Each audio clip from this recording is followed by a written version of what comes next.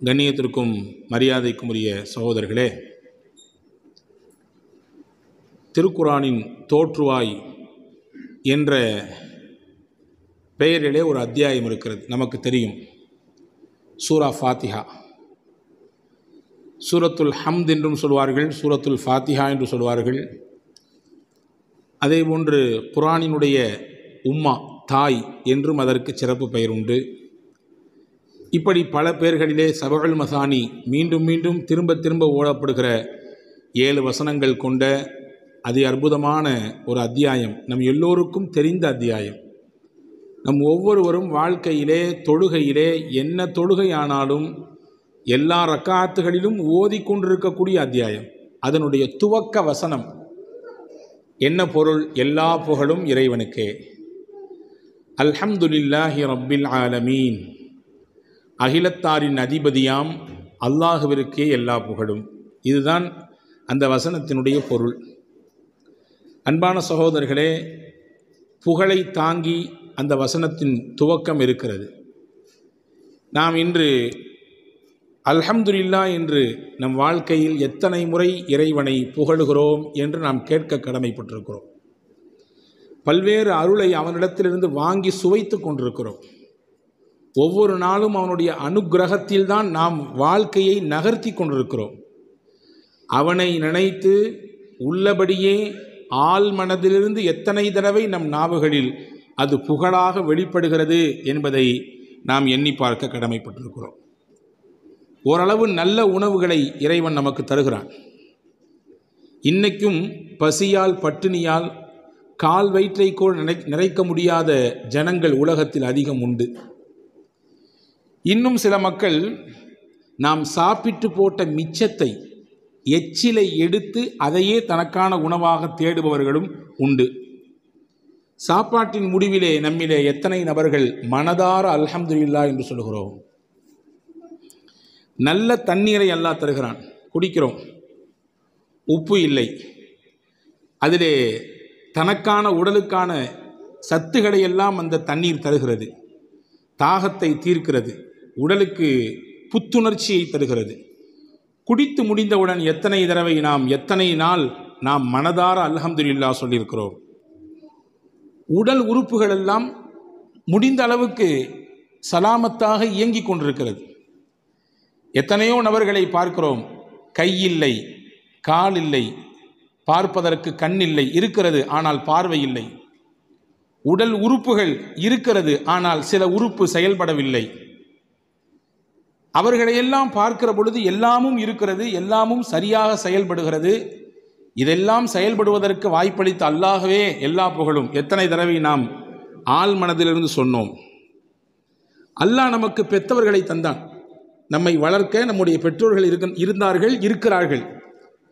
ஆனால் உலகத்தில் இன்னைக்கும் எத்தனையோ பிள்ளைகள் அனாதைகளாக சுற்றி கொண்டிருக்கிறார்கள்.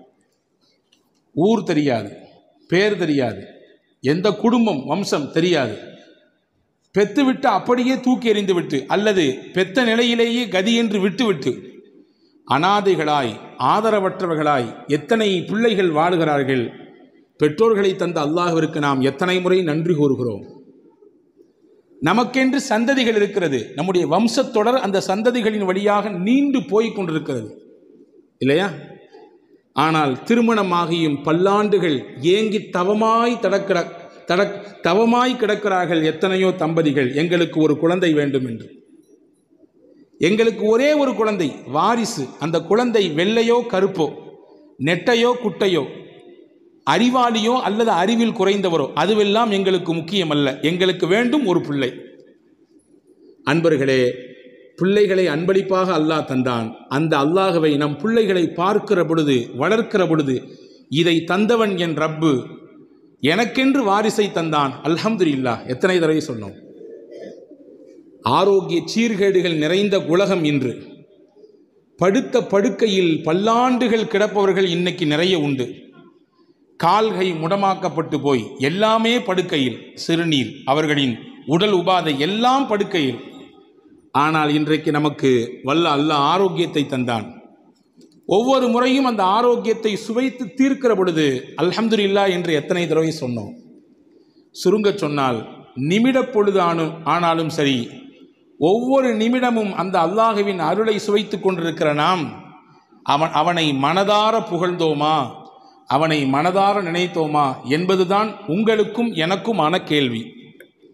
அல்லாஹ் சொல்லுகிறான், வஇன் தஉது நிஅமத்தல்லாஹ் லா துஹ்ஸூஹா, உங்களின் மீது உங்கள் இறைவன் கொட்டி இருக்கக்கூடிய அருளை நீங்கள் எண்ண முற்பட்டால் உங்களால் முடியாது. அவனுடைய அருளை, அவனுடைய கரிசனத்தை, அவனுடைய காருண்ய பார்வையை உங்களால் எண்ணி முடித்துவிட முடியாது என்று அல்லாஹ் சொல்லுகிறான். அன்பர்களே, நமக்கு யாராவது ஒருவர் நம்முடைய பொருள் தவறி கீழே விழுந்து விட்டது, போகிற போக்கில் எடுத்து கையில் தந்தார், நாம் சிரித்துக்கொண்டே நன்றிங்க என்று நமக்கு தெரிந்த பாஷையில் சொல்லுவோம் இல்லையா? ஒவ்வொரு நிமிடமும் நம்மை இயக்கிக் கொண்டிருக்கிற நம்முடைய ரப்புக்கு எத்தனை முறை நன்றி பாராட்டியிருப்போம் நம் வாழ்க்கையில். ஒரு நண்பர் சொன்னால், என்னுடைய மாமனார் வெளிநாட்டுக்கு போய்விட்டு வரும் பொழுது எனக்கு அன்பளிப்பு தந்தார், இந்த வாட்ச், ரேடோ வாட்ச், இது இத்தனை ஆயிரமாக்கும் என்று பெருமிதத்தோடு சொல்லி முடிக்கும் பொழுது அந்த மாமனாரை நினைத்து மனம் குளிர்கிறார்.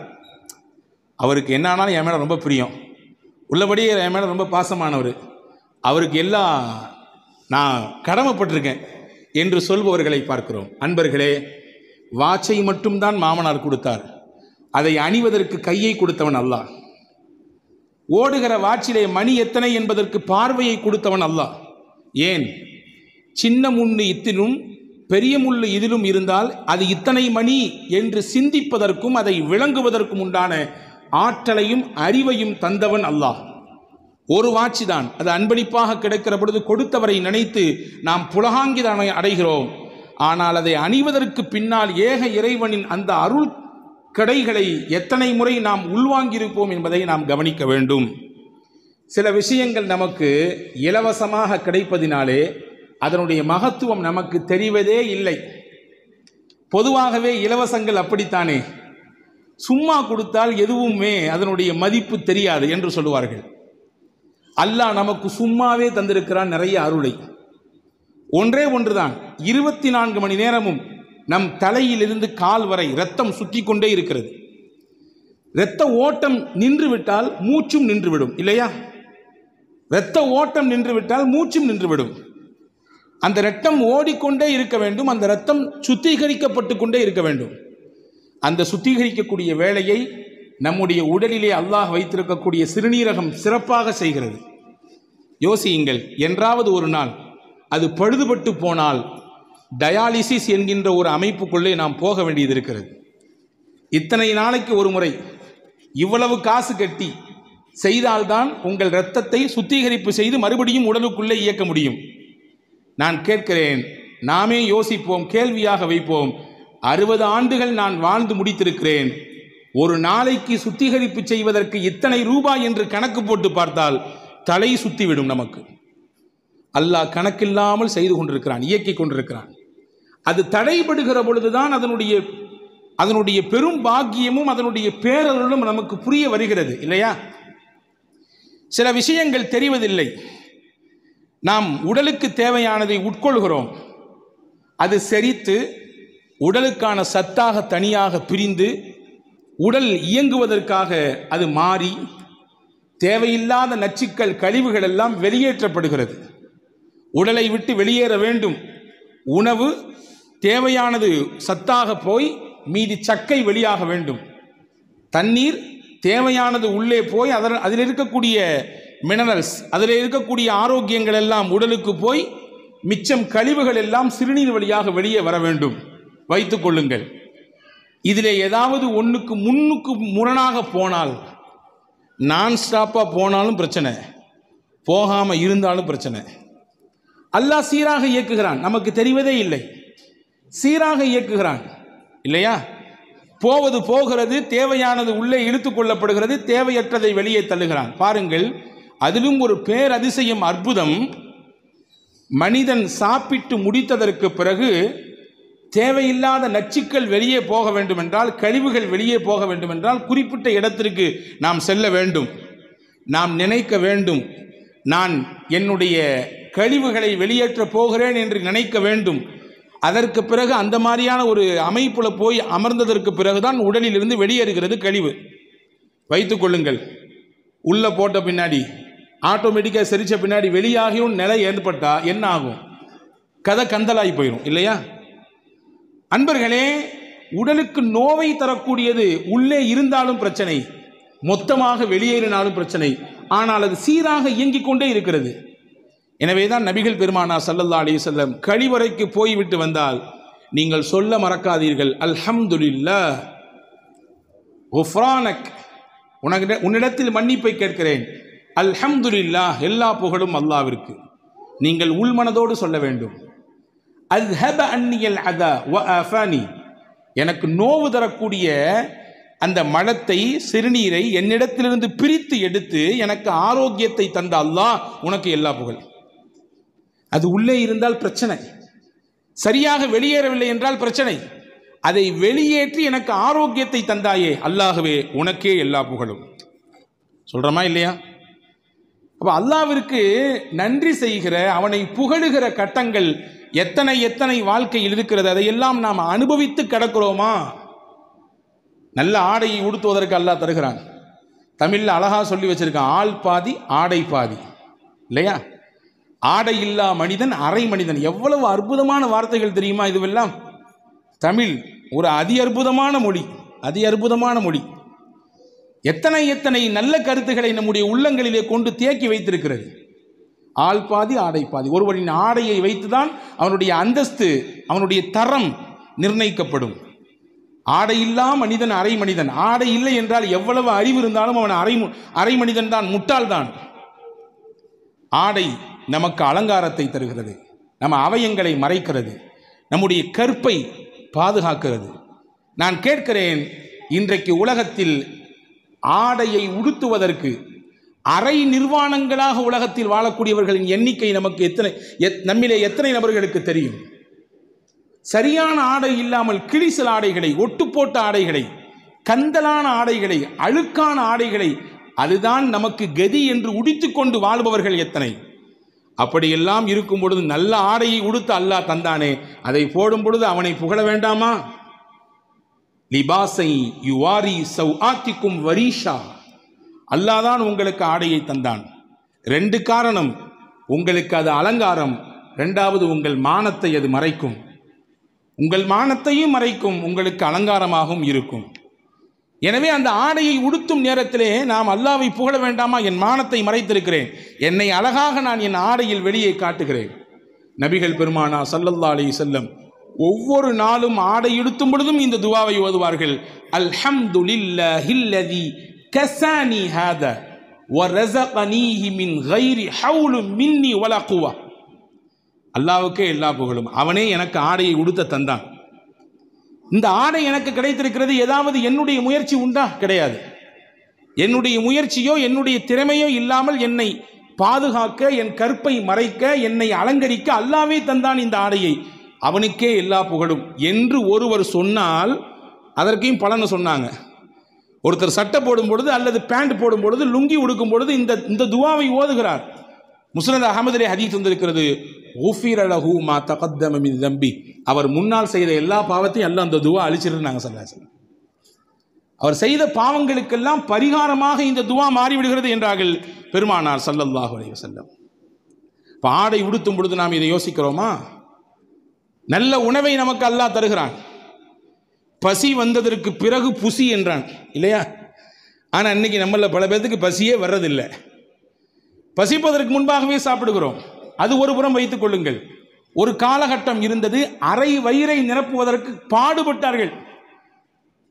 சோறே இல்லை. நம்முடைய முன்னோர்கள் சொல்லி கேள்விப்பட்டிருப்போம், எங்களுக்கெல்லாம் இந்த மக்காச்சோளம் தான், அந்த மாவை எடுத்து கஞ்சி காய்ச்சி குடிப்போம். மரவள்ளி கிழங்கு தான், அதை தான் நாங்கள் அவிச்சு சாப்பிடுவோம். நல்லது போல்லது நாட்களில் மட்டும்தான் எங்களால் அரிசி சாப்பாடு சாப்பிட முடியும், இல்லையா? அப்படியெல்லாம் இன்றைக்கு இல்லாமல் விதவிதமான உணவுகளை அல்லாஹ் தருகிறான். விதவிதமான உணவுகளை நம்முடைய தேவைக்கு அதிகமாகவே அல்லாஹ் தருகிறான். யோசிக்கிறோம், உணவை சாப்பிட்டதற்கு பிறகு தந்த அல்லாஹ்விற்கு நன்றி சொல்கிறோமா, புகழுகிறோமா? நம்முடைய முயற்சியா? தானியம் நம்முடைய முயற்சியில் கிடைத்ததா? அல்லாஹ் கேட்கிறான், சூரா வாக்கியா ஓதப்பட வேண்டும் ஒவ்வொரு வீடுகளிலும். எது நடக்கிறதோ இல்லையோ, யாரை பற்றி எப்படி கழுவி குடிக்கிறோமோ குடிக்கவில்லையோ ஒவ்வொரு நாட்களிலும் வீடுகளிலே சூரா வாக்கியா ஓதப்பட வேண்டும். பெருமானா சொன்னார்கள், வாக்கியா சூரா ஓதப்படுகிற வீடுகளுக்கு வறுமை அதன் வாசலுக்கு கூட வராது, ஏழ்மை அந்த வீட்டு வாசலுக்கு கூட வராது. பெருமானாரின் வார்த்தை, சத்திய வார்த்தை அது. அல்லாஹ் கேட்கிறான் அந்த சூரா வாக்கியாவில், அஃபரஐதும் மா தஹ்ருஸூன், நீங்கள் விதைக்கிறீர்களே விதை, அதை பார்க்கவில்லையா? அஅன்தும் தஸ்ரஊனஹு அம் நஹ்னு ஸாரிஊன், நீங்கள் விதையை மட்டும்தான் பூமியில் போட்டீர்கள், அதை உங்களுக்கு தானியமாக யார் தந்தது? அரிசியாக யார் மாற்றி கொடுத்தது? கோதுமையாக யார் மாற்றி கொடுத்தது? உங்களுக்கான உணவாக அதை யார் தந்தது? நீங்களா அல்லது நானான்னு கேட்கிறான் அல்லாஹ். கேட்ட அடுத்து ஒரு வார்த்தை கேட்பான் பாருங்க, ரொம்ப அற்புதமான வார்த்தை. லவ் நஷாஉ ஜஅல்னாஹு ஹுதாமன் ஃபதல்தும் தஃபக்கஹூன், நாம் நாடி இருந்தால் நீங்கள் போட்ட விதையை அந்த கதிர்களிலேயே பதறுகளாக மாற்றியிருப்பேன், உதவாத பதறுகளாக மாற்றியிருப்பேன், எனக்கு அந்த சக்தி இருக்கிறது அல்லாஹ் சொல்லுகிறான். அப்ப அந்த உணவை சாப்பிட்டதற்கு பிறகு வல்ல அல்லாஹ்விற்கு நான் நன்றி சொல்ல வேண்டாமா? சாப்பிட்டதற்கு பிறகு மட்டும் இல்லை பெருமக்களே, எத்தனையோ உணவுகளை வாயில் போட்டு மெல்லுகிறோம். சிலது நைஸா உள்ள இறங்கிறது, சிலது கஷ்டப்பட்டு இறங்குது, கடிக்க கூட முடியல, ரொம்ப கடினமா இருக்குது, நல்ல அதாவது ஜாமீதாக இருக்கிறது, ரொம்ப தடிமனாக இருக்கிறது. எப்படியோ வாயால் கடித்து மென்று உள்ளே தள்ளிவிட்டோம். யோசிக்கிறோமா என்றாவது? கடிப்பதற்கே இவ்வளவு வலுவாக இருந்தது, வயிற்றுக்குள்ளே இறங்கி எப்படி அது செரிமானமாகும்? செரிமானமாகுவதற்கென்று அல்லாஹ் ஒரு இயற்கையை வைத்தான். அவன் நுட்பமானவன், படைப்பின் திறன்களை ஆய்வு செய்து எந்த அடிப்படையில் மனிதனை உண்டு வெளியே தர வேண்டும் என்பதிலே தீர்க்கமான ஞானம் உள்ளவன். எனவேதான் அல்லாஹ் தன்னை ஹக்கீம் என்கிறான். ஹக்கீம் என்றால் நுட்பமானவன், நுண்ணறிவு மிக்கவன். அந்த நுண்ணறிவு உலகத்தில் யாருக்கும் கிடையாது. நினைக்கலாம், நம்மள மாதிரி அறிவாளி உலகத்தில் உண்டா? நான் சொல்ற மாதிரி யோசனை யாராவது சொல்லுவாங்களா? என்ன மாதிரி நிர்வாக திறன் யாருக்கும் உண்டா? என்ன மாதிரி உண்டான ஆற்றல் யாரு சொல்லலாம் எல்லாம். ஆனால் எல்லாம் ஒரு எல்லைக்கு உட்பட்டது. எல்லையை கடந்த ஞானம் அல்லாஹ்விற்கு உண்டு. எனவே தான் அல்லாஹ் ஹக்கீம் என்கிறான். பாருங்கள், சரி உள்ள போகுது இந்த பொருள் எப்படி செரிக்குது? அல்லாஹ் வயிற்றிலே ஹைட்ரோக்ளோரிக் என்று சொல்லக்கூடிய ஒரு அமிலத்தை அல்லாஹ் சுரக்க செய்கிறான். அந்த அமிலம் என்ன செய்யும்? உள்ளே வந்த உணவை அந்த அமிலம் அதற்கு மேலே பட்டால் தானாக பஸ்பமாகி போய்விடும். எந்த அளவிற்கு சக்தி மிக்கது என்றால் அந்த அமிலம், அறிஞர்கள் சொல்கிறார்கள், உங்கள் உள்ளங்கையில் ஒரு சொட்டு ஹைட்ரோக்ளோரின் விழுந்தால் இந்த பக்கமாக ஓட்டை போட்டுவிடும். மேல் பக்கமாக நீங்கள் ஊட்டினால் கீழ் பக்கமாக அது ஓட்டை போட்டு கீழே வந்துவிடும். அந்த அளவுக்கு வலிமையானது. நீங்கள் கேட்கலாம் அடுத்த கொஸ்டின், அந்த வலிமையான அந்த ஹைட்ரோக்ளோரின் என்ற அந்த அமிலத்தை வயிறு எப்படி தாங்குகிறது? அப்படி என்றால் வயிற்றினுடைய அந்த உள் அமைப்பை அவ்வளவு நுட்பமாக இறைவன் படைத்திருக்கிறான். வருகிற உணவை செரிப்பதற்கும் இருக்க வேண்டும். அதே நேரத்தில் சுத்தி இருக்கக்கூடிய பாகங்கள் எதுவும் சேதாரமாகிவிடவும் கூடாது. அந்த அடிப்படையிலே மிக நுட்பமாக அல்லாஹ் படைத்தான். உட்கொள்ளுகிற உணவு செரிக்கிறது. நாம் யோசிக்கிறோமா? கொடுத்த உணவை தந்த அல்லாஹ் பசியை ஆற்றினான், நம்முடைய மயக்கத்தை போக்கினான். அல்லாஹ்விற்கு எல்லா புகழும். அல்ஹம்துலில்லாஹில்லதி அத்அமனி வஸகானி வஜஅலனி மினல் முஸ்லிமீன். பெருமானார் ஓதுகிற துஆ இது. எனக்கு பசியோடு இருந்தேன், அவனே எனக்கு உணவு தந்தான். தண்ணீர் தாகத்தோடு இருந்தேன், அவனே எனக்கு நீர் தந்தான். இறைவா, என்னை முஸ்லிம்களில் ஒருவராக ஆக்கிவிட்டாய், உனக்கே எல்லா புகழும். தண்ணீர் குடிக்கிறோம் இல்லையா? 71% உலகத்திலே நீர், 29% உலகத்திலே நிலப்பரப்பு. நம் எல்லோரும் தெரிந்தது. 71% நீர்ப்பரப்பை வைத்து அல்லாஹ் மனிதன் குடிக்கிற நீரையும் உப்பாக மாற்றிருந்தால் என்ன நடக்கும்? தோண்டுகிற இடங்களிலெல்லாம் எல்லா இடத்திலும் உப்பும் நீர் மட்டும் வெளிப்பட்டால் என்ன நடக்கும்? அன்பர்களே, தாகம் எடுக்கிறது, தண்ணீர் குடிக்கிறோம், நமக்கு புத்துணர்ச்சி கிடைக்கிறது. எனவேதான் பெருமானார் நோன்பு வைத்ததற்கு பிறகு என்ன துஆ ஓதுவார்கள்? அதையே சொல்லுகிறது. ذهبالظمأ وابتلت العروق وثبت الأجر إن شاء الله. ذهبالظمأ, தாகம் தீர்ந்து விட்டது. ஒபத்தல்லத்தில் உரூகு, எங்கள் நரம்புகள் எல்லாம் நனைந்து விட்டது. சபத்தல் அஜ்ரு இன்ஷா அல்லாஹ், நாங்கள் வைத்த நோன்புக்கு கூலி அல்லாஹ்விடத்திலே உறுதியாகிவிட்டது. இப்போ தண்ணீர் போனால்தான் நம்முடைய செயல்பாடு நடக்கும் இல்லையா? ஒருத்தர் காட்டு வழி நடந்து போனார், போய்கிட்டே இருக்கார், நடக்கிற ஒரு கட்டத்தில் தாகம் ஏற்படுது, இருந்த தண்ணியெல்லாம் தீர்ந்து போச்சு, நான் வறட்சி அப்படியே வாட்டி வதைக்கிறத வரை. தூரத்திலேருந்து பார்த்தாரு, ஒரு பெரிய பைய கிடக்குது. ஆசாசியாக ஓடி ஓடி வந்தார், எப்படியாவது ஒரு சொட்டு தண்ணி அதில் கிடச்சிரும்னு. வந்தவர் அந்த பையை திறந்து பார்த்தாரு, எல்லாமே தங்க காசு, எல்லாமே தங்க காசுகள். இப்பொழுது அந்த மனிதரின் மனநிலை எப்படி இருக்கும்? அப்பாடி இவ்வளோ தூரம் ஓடி வந்துச்சு, பை நிறைய தங்கம்யா, ரொம்ப சந்தோஷம் அப்படின்னு மனசு வருமா? இல்லை, ச்சே தண்ணி நினைச்சமே, இந்த தங்கம் கிடைச்சிருக்க, இது எனக்கு இப்போ தேவையில்லை, தண்ணி தான் வேணும், நான் தண்ணி குடிக்கிறேன்னா செத்து போயிடுவேன் என்ற நிலைப்பாடு தானே வரும். இப்போ தண்ணீரை குடிக்கிறோம், தாகத்தை தீர்த்து கொள்கிறோம், கொடுத்தவனுக்கு நான் நன்றி சொல்கிறோமா? அவனை புகழ்கிறோமா? ஹாரூன் ரஷீத் பாஷா மிகப்பெரிய மன்னர். அவருடைய ஆட்சி பரப்பு, அதாவது லட்சக்கணக்கான சதுர கிலோமீட்டர்கள் ஆட்சி செய்தவர் ஹாரூன் ரஷீத் பாஷா. அவருடைய குருமகான் ஒருத்தர் இருந்தார், இப்னு சம்மாக். அவரிடத்துல போய் ஒரு நாள், எனக்கு ஏதாவது ஆலோசனை சொல்லுங்க, எனக்கு ஏதாவது நசீஹத் செய்யுங்க, உபதேசம் செய்யுங்க அப்படின்னு சொல்லி மன்னர் ஹாரூன் ரஷீத் பாஷா கேட்கிறார். அந்த ஆசிரியர் கேட்டார், பாப்பா எல்லாம் இருக்கு உனக்கு, ஆனால் ஒரு குவளை தண்ணி மட்டும் உனக்கு கிடைக்கல, தண்ணி உனக்கு இல்லை, ஒரு குவளை தண்ணி உனக்கு இல்லை, என்ன செய்வா நீ கேட்டார். ஹாரூன் ரஷீத் பாஷா சொன்னார், என்னுடைய ஆட்சியை பாதியை கொடுத்தாவது நான் அந்த ஒரு குவளை தண்ணியை வாங்கிடுவேன். ஓ அந்த அளவுக்கா? சரி. ஒரு குவளை தண்ணி குடிச்ச, போன தண்ணி ரிட்டன் ஆகலை, வெளியே வரல. உள்ளே போனால் ரிட்டன் வரலங்க.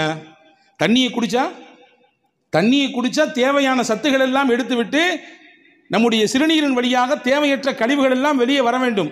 ஆசிரியர் கேட்டார், இப்னு சம்மாக், ஒரு டம்ளர் தண்ணி குடிச்ச, ஆனால் அது வெளியே வரல, என்ன செய்வ அப்படின்னு கேட்டார். மன்னர் ஹாரூன் ரஷீத் பாஷா சொன்னால், மீதி இருக்கிற ஆட்சியை கொடுத்தாவது எப்படியாவது அதை வெளியேற்றுவேன் உடலில் இருந்து.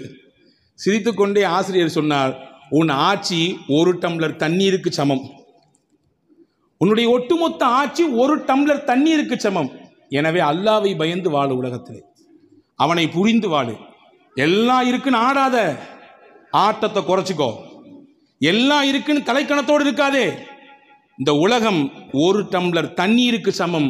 உள்ளே போவதற்கும் வேண்டும் வழி, வெளியே வருவதற்கும் வேண்டும் வழி. புரிந்து கொள், இதுதான் நான் உனக்கு தரக்கூடிய ஞான உபதேசம் என்றார் இப்னு சம்மாக் ரஹ்மத்துல்லாஹ். அன்பு சகோதரர்களே, அல்லாஹ்வை நாம் புகழ வேண்டாமா? அல்ஹம்துலில்லாஹ் என்று எத்தனை முறை மனதார சொல்லியிருக்கிறோம். அன்பு சகோதரர்களே, புகழ்ந்தால் என்ன கிடைக்கும்? நீங்கள் என்ன எதிர்பார்க்கிறீர்களோ அதை விட பன்மடங்காக கிடைக்கும். இன்னைக்கு நிறைய இருக்குன்னு ஆசைப்படுறோம். என்னுடைய பொருளாதாரம் நல்ல பரக்கத்தாக இருக்கணும், என் குடும்பம் பரக்கத்தாக இருக்கணும், நான் கை வைக்கிற இடம் எல்லாமே பரக்கத்தாக இருக்கணும், நான் ஆரம்பிச்சிருக்கக்கூடிய தொழில் ஓஹோன்னு போகணும், எல்லாரும் ஆசைப்படுறோம். தப்பு ஒன்றும் கிடையாது. நியாயமாக இருந்தால் வரவேற்க வேண்டியது. நல்லா இருக்கணும், நல்ல உடை உடுத்தணும், நல்லா சம்பாதிக்கணும், நல்ல குடும்பத்துக்கு செலவழிக்கணும், நல்ல எண்ணம். சொல்லப்போனால் மூமியின் எண்ணம் அப்படி தான் இருக்கணும். ஆனால் வச்சுக்கோங்க, அது பேருக்கும் பெருமைக்கும், ஊர் போற்றுவதற்கும் ஓஹோ என்று இவர் வாழுகிறார் என்ற பேச்சுக்கும் இருக்குமையானால் அதுதான் கேள்விக்குறியானது. அப்போ நமக்கு கிடைக்கிறது அதிகமாக கிடைக்கணும். என்ன செய்யணும்? சிம்பிள். அல்லாஹ் என்ன உங்களுக்கு கொடுத்துருக்கானோ அந்த அல்லாவை நீங்கள் புகழுங்க, அல்லாஹ் கூட்டி தருவான் உங்களுக்கு.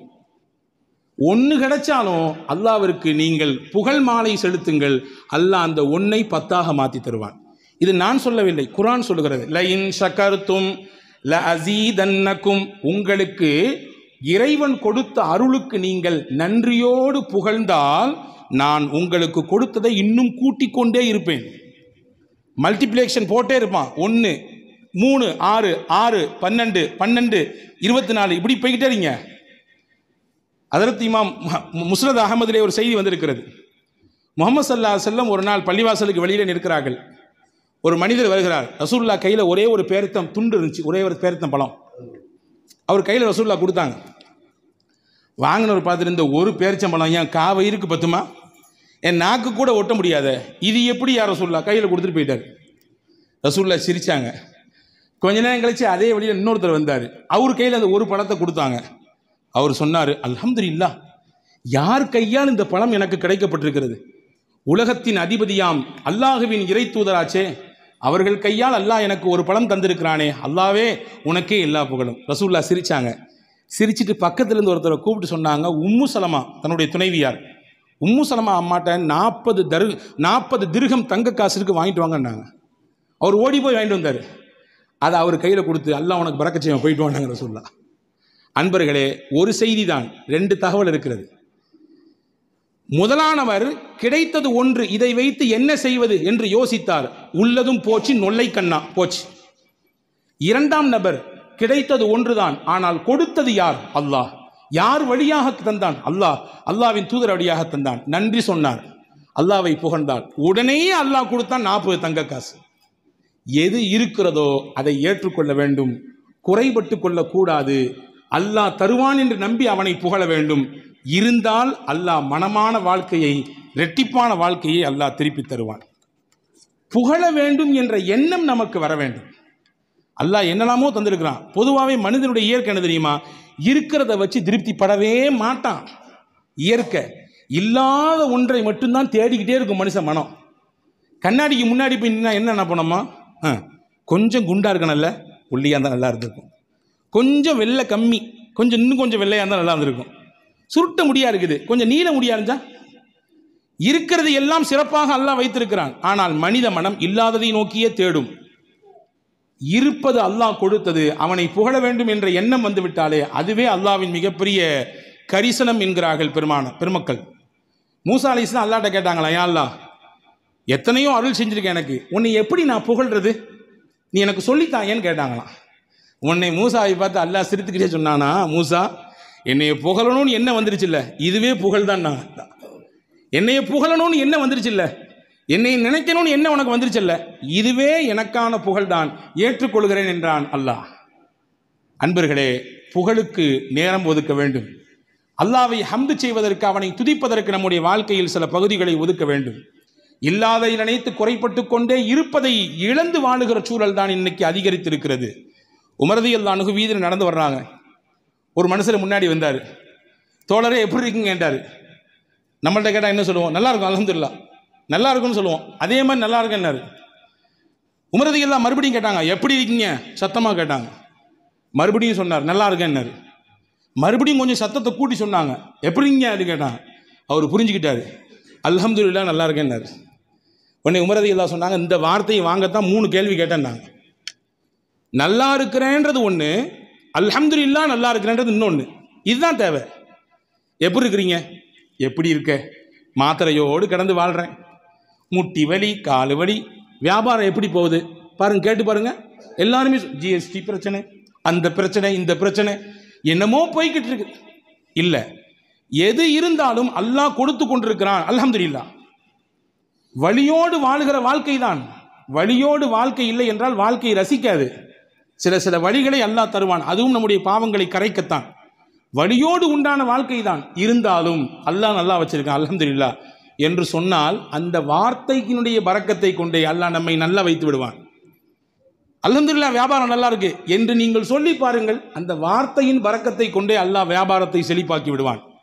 அல்ஹம்துலில்லாஹ் குடும்பம் சிறப்பாக இருக்கு, பிள்ளைகள்லாம் சிறப்பாக வளர்ந்துட்டு இருக்கிறாங்க என்று சொல்லி பாருங்கள், அந்த வார்த்தையின் பரக்கத்தை கொண்டே அல்லாஹ் சிறப்புமிக்க குடும்பமாக மாற்றி கொடுத்து விடுவான். ஒரு விஷயம்தான், அல்லாஹ் நமக்கு பார்த்து பார்த்து செய்கிறான் அருள் ஒவ்வொன்றையும். அந்த அருளுக்கெல்லாம் நன்றியுள்ளவர்களாக நாம் இருக்க வேண்டும் என்று விருப்பப்படுகிறான்.